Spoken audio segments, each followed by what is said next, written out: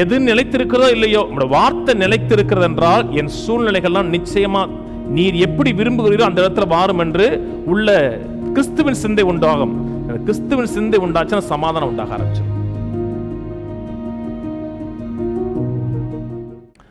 ஆண்டவர் சொன்னார்களே, உன்னை விட்டு விலகுவதும் இல்லை, உன்னை கைவிடுவதும் இல்லை, உலகத்தின் முடிவு பரியந்தம் உன் கூட இருக்கிறேங்கிறார். அவர் கூட இருக்கிறாரா? சில நேரத்தில் மனது சொல்லுது, அவர் கூட இருந்தாருன்னா உனக்கே இப்படி நடக்குதுன்னு சொல்லுது. அவர் கூட இருக்கிற மாதிரி உனக்கு தெரியலையே. அவர் தான், அவரே கூட இருக்கிறாருன்னா, உலகத்தின் முடிவு வரையும் கூட இருக்கிறாருன்னா உனக்கே நடக்குது இப்படி.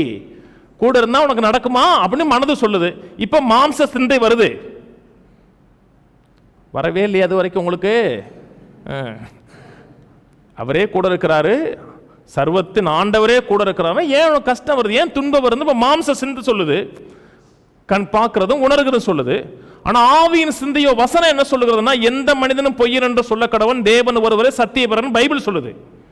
இப்ப நான் ஆவியின் சிந்தைக்கும் இடம் கொடுக்கலாம், நான் மாம்ச சிந்தைக்கு இடம் கொடுக்கலாம்.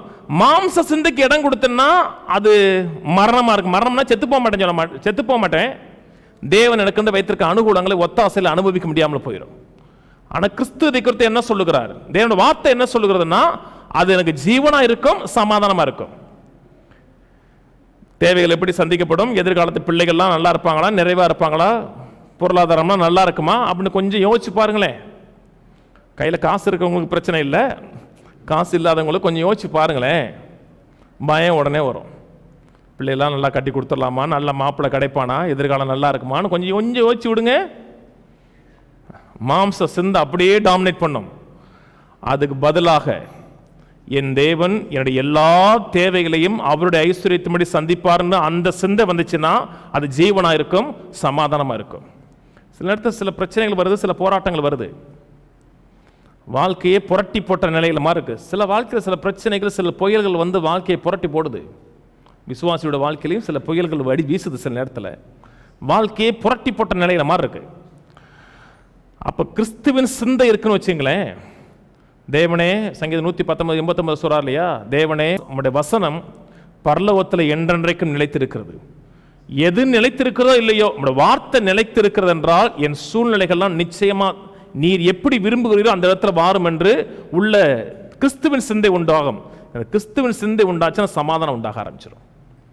சமாதானம் உண்டாயிருச்சா, எது மரித்து போய் கடை நிலையில் இருக்கிறதோ அத்தனையும் உயிர் பெற ஆரம்பிச்சிடும். 2 ராஜாக்கள் 4 வாசிங்களேன். 2 ராஜாக்கள் 4:8.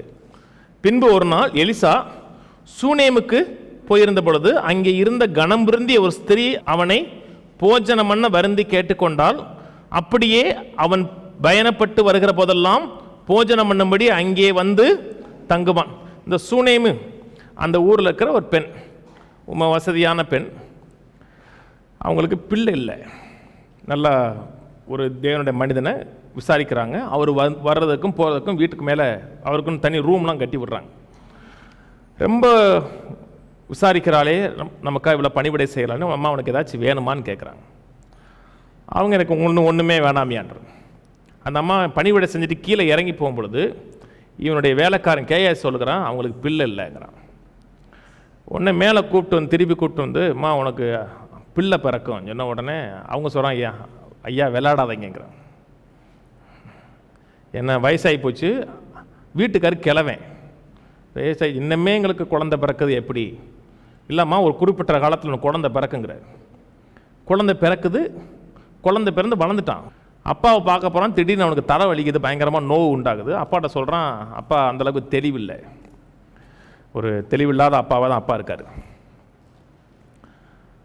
அவனுக்கு ஒன்றும் தெரியல. வீட்டுக்கு வர்றான், செத்து போயிடான் பையன். ரொம்ப நாள் தவம் கடந்து பெத்த பிள்ளைங்கிறாங்க இல்லையா, ரொம்ப நாள் பிள்ளை பிறக்கணுமேன்னு கடந்து ஒரு பிள்ளை பத்துச்சுன்னா பிள்ளையோட மதிப்பு தெரியும். 10 பிள்ளை பத்துட்டா தெரியாது. செத்து போயிட்டோன்னா பிள்ளைய மேலே போட்டுட்டு அந்த எலிசா படுக்கிற பெட்டில் போட்டுட்டு அந்த அம்மா கதவை பூட்டிட்டு வீட்டுக்கார்ட்ட சொல்கிறார், இந்த மாதிரி ஊழியக்காரரை பார்க்க போகிறேன்னு. அவன் சொல்கிறான், இது விசேஷ கூட்டம் இல்லையே, அமாவாசைக்கு கூட்டம் இல்லை, ஒன்றும் இல்லையே, சோத்திர கூட்டம் ஒன்றும் இல்லையே, எப்போதுக்கு போகிறேன்னு. எல்லாம் சரிதான் இருக்கும். எல்லாம் அம்மா லாங்குவேஜ் எல்லாம் சரிதான் சும்மா இருங்க அப்படி சொல்ல. அது வேறங்க. அம்மா அம்மா அம்மா பொம்பளை பேசுவாங்க இல்லையா, எல்லாம் சரிதான் சும்மா இருங்க, அந்த இல்லை, அந்த அந்த எல்லாம் சரிதான் இல்லை. எல்லாம் சரிதான் சொல்லும் பொழுது நீங்கள் மூல பாஷையில் போடுறீங்கன்னா இந்த எல்லாமும் சலோம் சரிதானும் சலோம். அவ என்ன சொல்றா? சலோம் சலோம்ங்கிறா. எங்கே போறான்னு கேட்டோன்னா பிள்ளை செத்து போயிட்டாங்க, கண்ணீர் விடிக்கிற அழலங்க, பெரிய புயல் வீசி இருக்கு, இப்போ எல்லாம் புரட்டி போட்ட நிலையில் கிடக்கு. ஷலோம் சலோம்ங்கிறா. உடனே கழுதில் ஏறிட்டு போறா. கேஎஸ்சி வந்து கேட்குறான், வர்ற ஆள் இப்போ பாரு மஞ்சனோடனே, ஏம்மா உங்கள் வீட்டுக்காரர் நல்லா இருக்காளா, அந்த பையன் நல்லா இருக்கானான்னு கேட்குறான். குறிப்பாக கேட்குறாங்க. நம்மள்ட்ட என்ன செஞ்சிருப்பீங்க? பூகம்பம் பட்டார்னு வெடிச்சிராதா? அப்பவும் சொல்றா சலோம் சலோம்ங்கிறா. சுகம்தான் தமிழ்ல இருக்குங்க, மூல பாஷையில ஷலோம் சலோம்ங்கிறா. மனது முழுது கிறிஸ்துவின் சிந்தையா நிறைஞ்சிருக்குங்க. பிள்ளை உயிரோட எழுப்பிட்டா, எவ்வளவு பெரிய காரியங்க. அவன்கிட்ட போயிட்டு தான் சொல்றா பிள்ளை செத்து போச்சுங்கிறா. அது வர பதறலை, கலங்கலை, கண்ணீர் வெடிக்கல, சோர்ந்து போல. என்ன பிள்ளை இவர் வந்து ஜெபித்தா பிள்ளை எழும்புவாங்கிற நிச்சயம் இருந்துச்சு. மனதை காத்துக்கிட்டா. தெளிந்த சிந்தை. பயப்பட்டாளா? கண்ணீர் வெடிச்சாளா? கவலைப்பட்டாளா? ஏன்? தெளிந்த சிந்தை. தெளிந்த சிந்தை, தெளிந்த புத்தி இருக்கிற வரை என்னை குறித்து, என் குடும்பத்தை குறித்து, என் பிள்ளைகளை குறித்து தேவனோட வார்த்தை என்ன சொல்லுகிறன்னு தெரிஞ்சிச்சுன்னா தோல்வியில் வாழவே மாட்டோம். ஒரு வேளை இன்னைக்கு தற்காலிகமா தோல்வி இருக்கலாம், தோல்விகள் கட்டாயம் மாறும்.